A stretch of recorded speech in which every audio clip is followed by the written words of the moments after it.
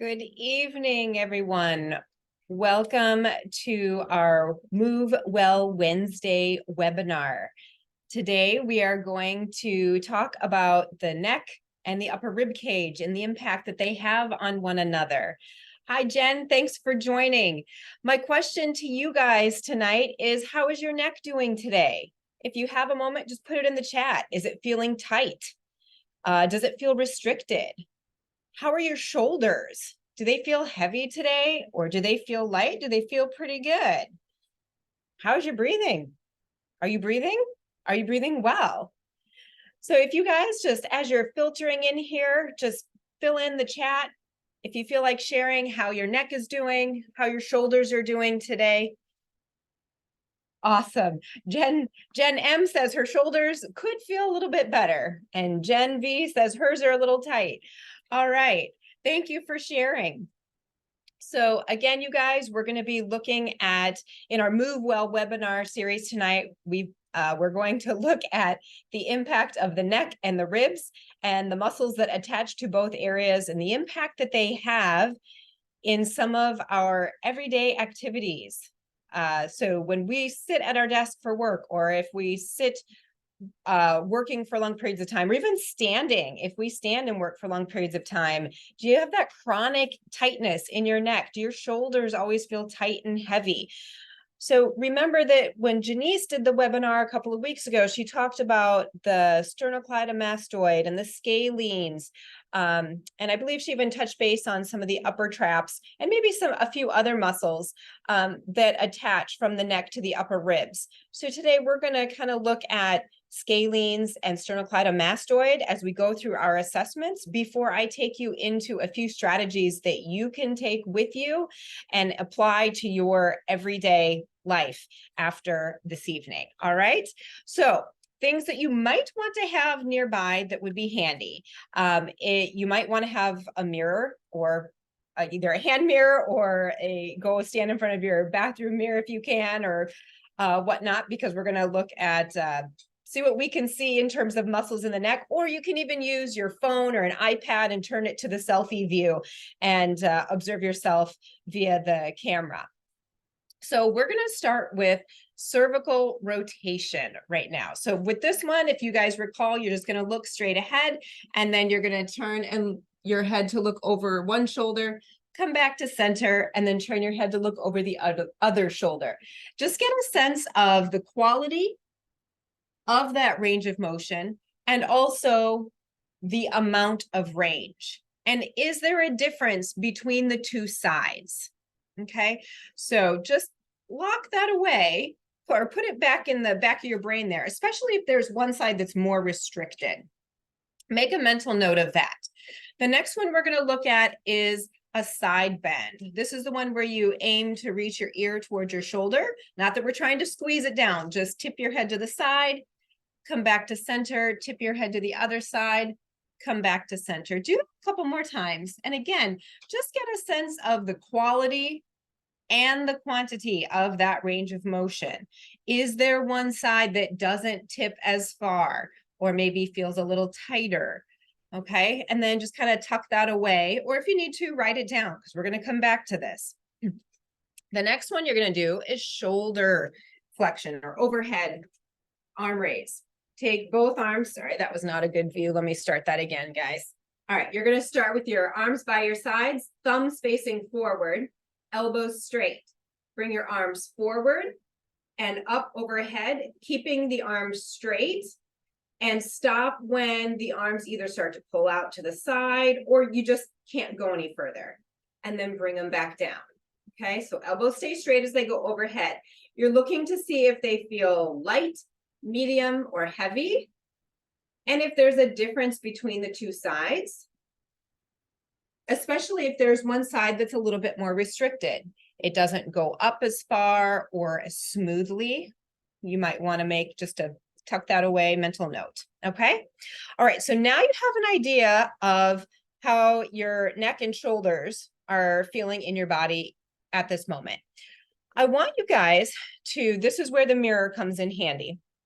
I want you guys to find what's called your sternocleidomastoid. It's a big neck muscle that attaches from your cervical spine or the neck portion of your spine down into your collarbone. So to find that, I want you to find those bones, those horizontal bones, your collarbones here, and then walk your fingers lightly towards the center of your neck. Okay. Now, at some point, you'll feel this little like drop off the bone. Don't push into that area, but that's where the ends of your collarbones are. Okay. Your sternocleidomastoid or your SCM attaches right down here. So if you watch me and I turn my neck, you'll see this muscle pop out. That's the SCM that we're looking for. And if your fingers are there, you'll be able to feel that pop out into your fingers. So give that a go. Just turn your head side to side and just observe if you feel that muscle pop out into your fingers. Now, it should move, it should activate a little bit, but what we don't want to see is a big ridge muscle here, kind of like mine is. Mine's a little probably more active than it should be. Okay, so it should remain fairly quiet. All right, but that's one of our neck muscles. Now we're going to find our scalenes. Those attach again from our neck or our cervical spine down into, instead of the collarbone, they actually attach down into the upper ribs. Okay, so to find those, we're going to stay on our collarbone and then slide the fingers back just a little bit. Now, don't press in on your neck, just keep a light touch. And if you can, try to touch with the pads of your fingers. Okay, you're just resting your fingers just behind the collarbones. Okay, and then on this one, I want you to observe what happens when you side bend your head. And just notice when you do that, do you feel the muscles on this side or on either side of your neck kind of pop up into your fingers? Or do they feel tight? Do they feel wiry or ropey? Would be other ways that people tend to describe them. Okay, and just observe if there's a difference between the two sides. Okay, and then if there is, which side is more restricted, or which side do you feel more of that muscle kind of popping out? Okay. All right, so now I want you to take a look at your shoulders. If again, standing in front of a mirror, do you notice if one shoulder, are your shoulders level? Or does one shoulder go a little lower than the other? So like one might hang down a little bit lower, okay? I want you to observe if you have unlevel shoulders, which is the lower side?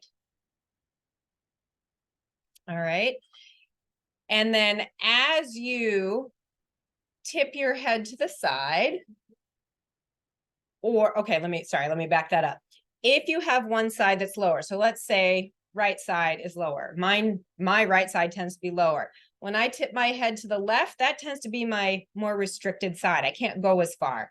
Same with my cervical rotation. When I turn my head to my left side, I can't turn it as far. Some of this may potentially be due to the fact that restriction may be due to the fact that my shoulder is lower on that side. So that puts more stress on the right side of my neck muscles. So like scalene and SCM and other muscles in there.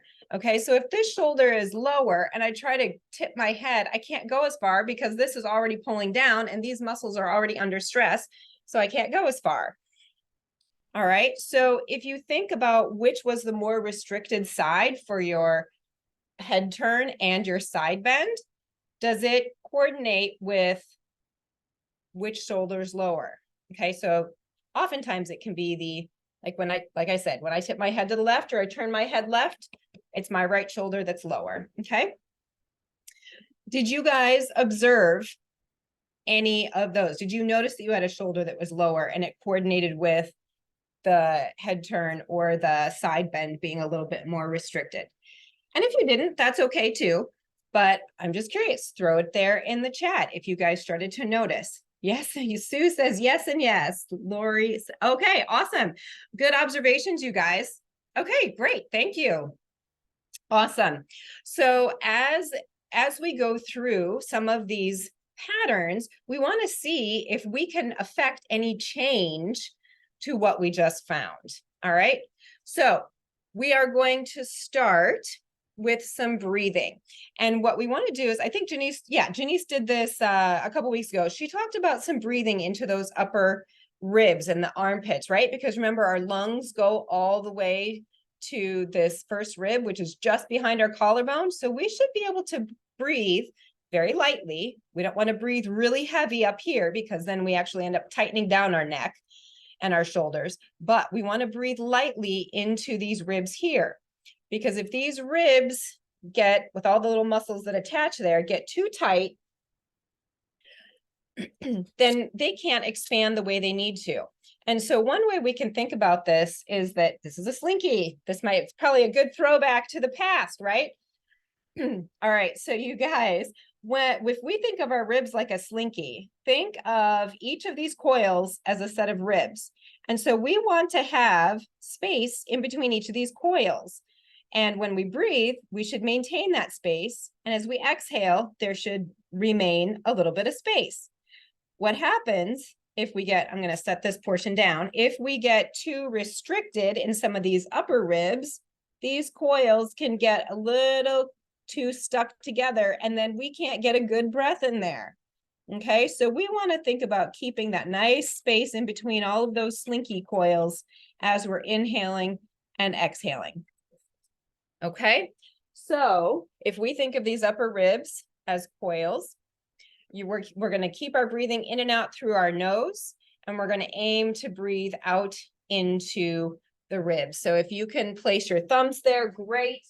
If not, you can also use a strap or a band. I just use a yellow band so that you guys can see where you would wrap it. Okay, so up in the upper ribs. Especially if you have shoulder or thumb issues, you'll probably want to use a strap here. All right, so we can do this standing, we can do it seated. I'm just going to demonstrate it from a standing position. So I'm just going to lightly place my thumbs in my upper ribs, and I'm just keeping my elbows nice and relaxed. Okay, and I'm going to take that nice gentle inhale through my nose. And as I inhale, I want to think about my breath being able to just gently drop down and out into my thumbs. And as I exhale, I want to imagine that I'm keeping a little bit of slinky space in those ribs as I exhale. And then I'm going to inhale gently into that space. And then I'm going to exhale through my nose, imagining that I'm keeping some slinky space in between each of those upper ribs. Inhale. And then exhale lightly, imagining that I'm keeping space.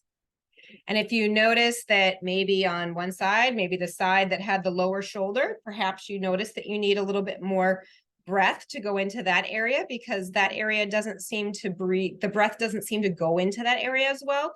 Just direct a little bit more of your attention there. Gently inhaling into that space again.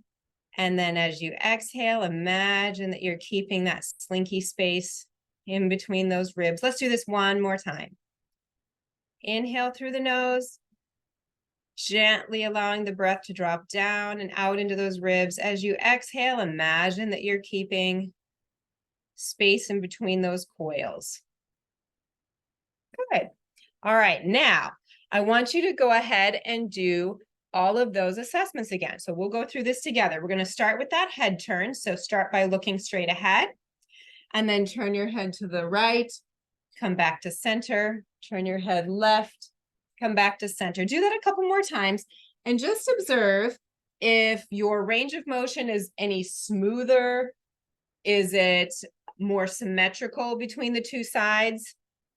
Perhaps the side that was more restricted has gained a little bit of range, or maybe it just feels better, feels a little smoother or lighter. Tammy says, holy cow, that's awesome. Thank you. Thanks for that feedback. Okay, so now go through that side bend. Just tip your ear towards your shoulder, back to center, and then tip it to the other side, back to center. And then again, just observe, is there any more symmetry between the two sides compared to before? And if the side that was more restricted has gained any more range of motion, just make a note of that. The last one is that overhead shoulder. All right, so keeping the elbows straight, thumbs facing forward, bring the arms forward and up overhead, going only as far as you can before either the shoulders just stop because you can't go any further, or the arms end up going out to the side. All right, so we'll do that again, taking the arms overhead. Do your arms feel any lighter? Do they feel freer? Do they feel more symmetrical? So if there was a more restricted side, is that side now moving a little bit better? Good. I'm getting some triple thumbs up from Jen M. Awesome. Good job, you guys. All right. So now if you think about of those 3 assessments we just did, is there one that really stood out to you where you noticed a big difference? And Tammy, maybe it was the cervical rotation since you wrote in, holy cow, after doing that one. So if you guys have one assessment that really stands out to you after doing the breathing, then that is going to be what we call your self-check. So as we go through these next patterns, after we do each pattern, I'm going to have you check in with that range of motion again. So you are going to, that will be a way to determine if you maintained your alignment, your breathing, and the control of your motion as we went through that pattern. And if you didn't, you'll lose range of motion, or it'll get tighter again, or it just won't feel as smooth, in which case we need to do a reset. All right. All right. So let's go into the hand tripod. Okay, so this is a great one that you can do. Let's say you sit a lot for your job or whatever you need to do throughout the day. You can do this one seated. You can also do it standing. Maybe you have to stand a lot throughout your day. But I'm going to demonstrate this one from a seated position. So you want to get into an optimal sitting position at your chair. Okay, so I'm going to be using a ball. But when you set up, you want to make sure that you think about that breathing into these ribs, okay? And then as you take that breath and picture keeping some space in those ribs, you're going to go ahead and sit down on your chair. Make sure, see if you guys can see this. Oh, my pants kind of blend with the ball. Okay. Pull your cheekbones out, or your sits bones out and back on that diagonal. What that does is it puts you up on top of your sits bones so that you have the least amount of stress on your spine. Okay. All right. So for this one, you are going to place your palms on the table. Okay. And then we're just going to use some imagery. All right, so now that you see my hands from this side position, you can see that I'm not hunched forward and I'm not overextending. I'm going to bring you face on because I think that'll be the best image for you here.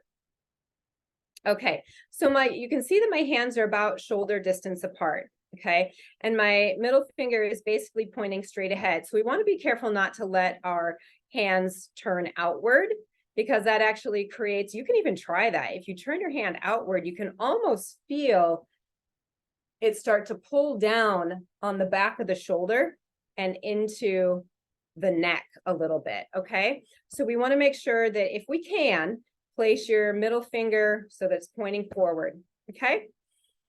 If you have trouble getting your palms fully on the table, you can also use, say, a hand towel, okay?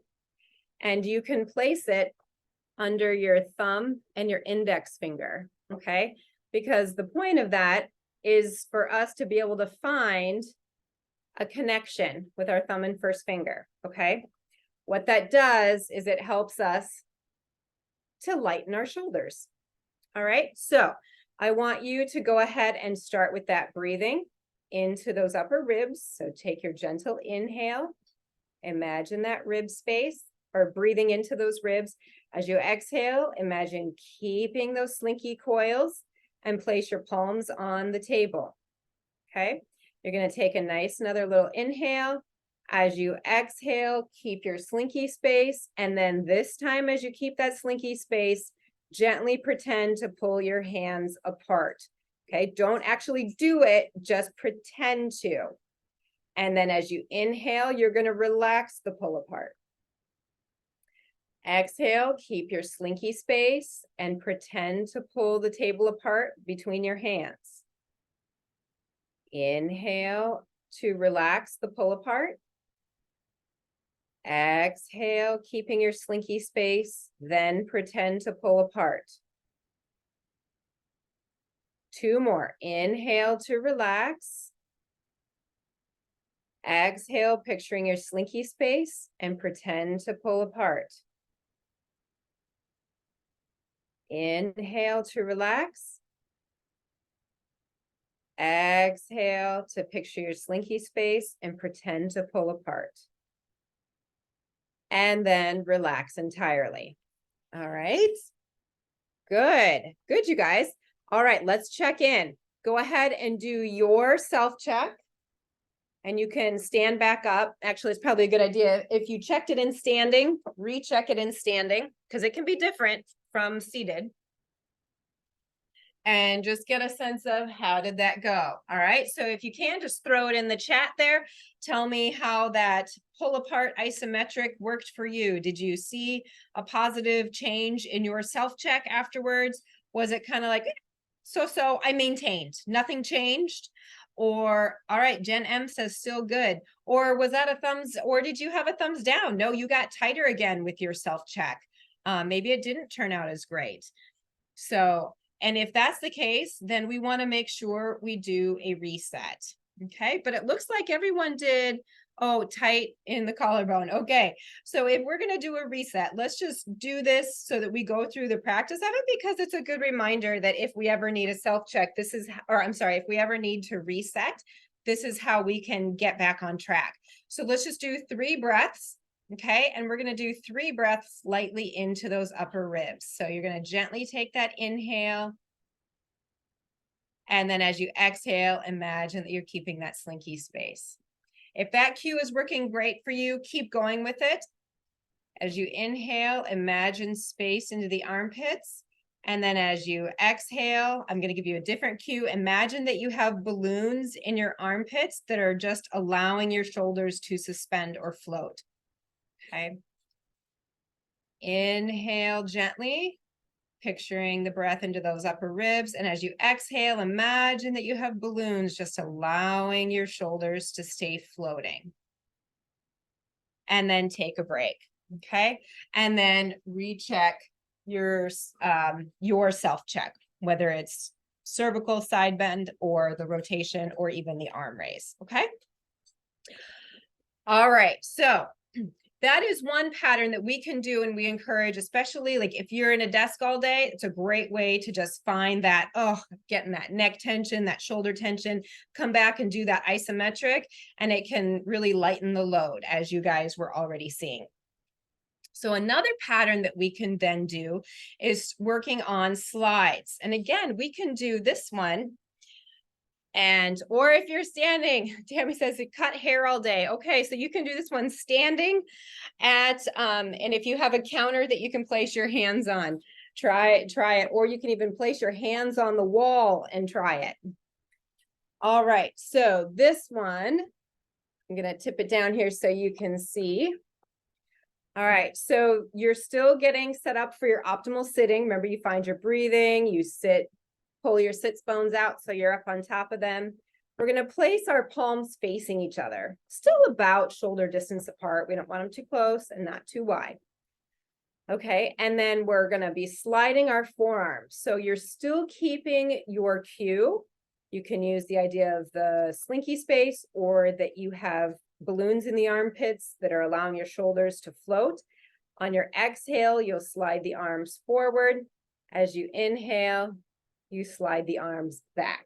Okay, and what this looks like from the side. Let me get a little bit of my neck in there so you can see I'm not using my neck or minimizing it. All right, so I'm going to take my breath. I'm cueing myself with keeping slinky space. As I exhale, I'm sliding the arms. I'm sliding them only as far as I can so that I'm not pulling on my shoulders or my neck, because watch, can you guys see that when I pull my shoulder forward, it pulls on my neck, And it starts to pull me forward that way. So that will create irritation here. So I'm keeping it within a range where I can float my arms forward and back. And as my arms come back, I'm not squeezing them back. I'm just keeping this nice and spaced apart, okay? So let's give that a go. We're gonna do that 5 times. So you're gonna find that gentle breathing into that armpit space. As you exhale, choose your slinky cue or balloons, and then start to slide those hands forward. As you inhale, glide the arms back. Exhale, picturing your cue, gliding the arms forward. Inhale, glide the arms back. Exhale, glide them forward. We've got 2 more. Light inhale, nice and easy. This should be all nice and gentle. Exhale, imagine that you have balloons that allow your shoulders to stay light and suspended. Inhale to glide back. One last time, exhaling, picturing the suspension, that lightness. Inhale to return. Okay? All right, now let's check in again. Let's see what our nervous system says about that pattern. Okay, so you do your self-check. And did you notice any change? Okay, Jen V says that was a new one. Yeah, so there you go. You learned something new tonight you can take with you. Okay, so hopefully you maintained where you were at the last self-check, or you got more range of motion or a better quality. Jen M says even better. Awesome. Thank you. Again, if you found that you had a decrease in your self-check, that's okay. Just do your 3 breaths lightly into those ribs with your cue. And that should hopefully help to reset you. Okay. But it looks like everyone so far is saying, hey, this was really great. All right. So one last pattern that we're going to take a look at are called carries. Okay, so you guys may have seen this in the gym where you see people carrying the weights by their sides, walking up and down the length of the gym. So this becomes a very functional pattern. We have to carry our groceries, work bags, we have to haul our kids' stuff, etc. So whatever you're carrying, we want to help to create suspension so that we're not getting real heavy and pulling down through the shoulders, right? All right, so what you'll want for this one are a couple of light dumbbells, 1 or 2 pounds, maybe 3 pounds for right now, or you can use soup cans. That's a very common one, but you'll need 1 for each hand, okay? So with the carries, this is how you're going to set it up. All right, so you can see I've got my dumbbells right here. I always want to make sure that I set up before I load up. So that's one of our phrases in integrative movement system is set up before you load up, because once you already load up, you're already locked into your strategy, and let's make it a good one. So I want you to find that breathing gently into that armpit space. As you exhale, either picture your ribs as spaced apart like slinky coils, or picture those balloons. And then go ahead and hang on to the dumbbells. We want to maintain this space. So as we stay here with the dumbbells by our sides, we're just going to take 5 breaths and aim to not let our shoulders slump down. Okay, so let's get that one set up together. So hopefully you've got your load that you're going to hang on to. You're going to go ahead and find your breathing, gently inhaling into those upper ribs, lightly. Picture your cue, either slinky space or balloons. Then grab onto those dumbbells and then just stand as you continue to gently inhale into that rib space. And as you exhale, picture those balloons, allowing the shoulders to float. Inhale. As you exhale, imagine those slinky coils. Inhale. Nice and gentle. Exhale into those slinky coils. 2 more. Inhale. Always in and out through the nose. Exhaling, imagining your cue. Last time, inhaling and exhale, continuing to picture your cue. Now, keep your cue as you offload. So set your weights down and then you can relax. Now, go ahead and do your self-check again. And how did you do? Okay, so did you maintain? Do you give yourself a thumbs up for maintaining or even seeing an improvement, increase in range of motion or quality or quantity? Or did you have a little decrease and maybe need to do a reset just to make sure you get back on track? Good. So how'd you guys do?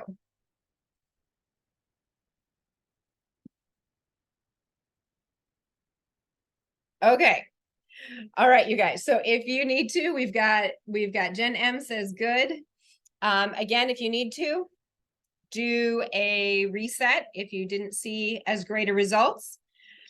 And if it's great, then perfect. Let's go ahead and do all of the assessments, and let's make sure that all of our assessments actually saw some improvement as well. So if you want, maybe do this in front of a mirror as we go through this, because we're going to take a look at, after we go through the range of motion, we're going to take a look at our alignment, just like we did at the beginning. So check that cervical rotation between the two sides.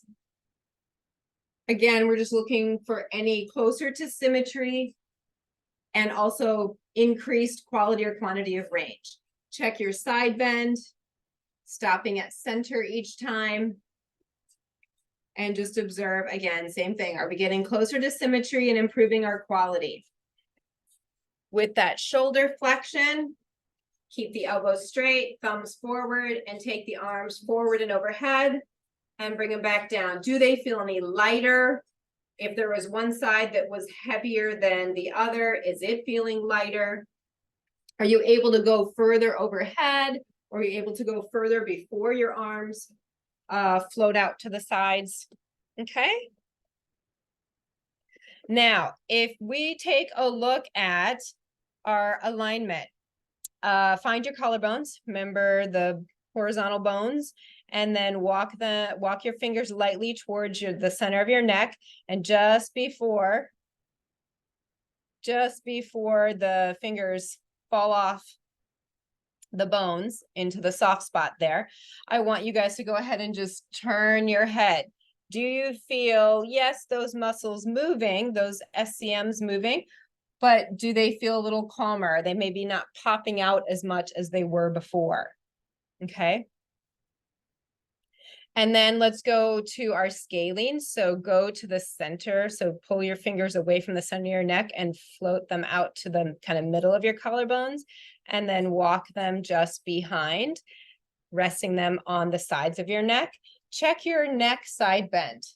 So if you check each side, do you notice that maybe they're not as ropey, they don't feel like piano wires? Or if there was one side that was really more pronounced than the other, is it quieter? You don't feel as much popping up into your fingers there. Okay. And then take a look at your shoulders. If you had one side that was lower than the other, does it actually look a little more level at this point? Okay. So if one side was lower, does it look a little bit more even to the other?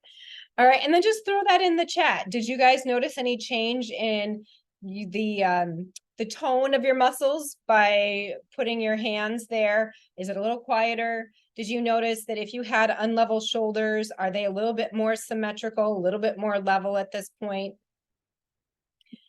And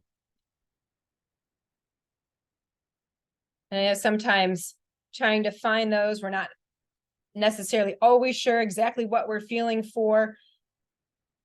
So even if you're not sure, that's okay too. Yeah. Good. Jen M says right feels better and even looks better. Good. Okay. Awesome. Thanks for your feedback, guys.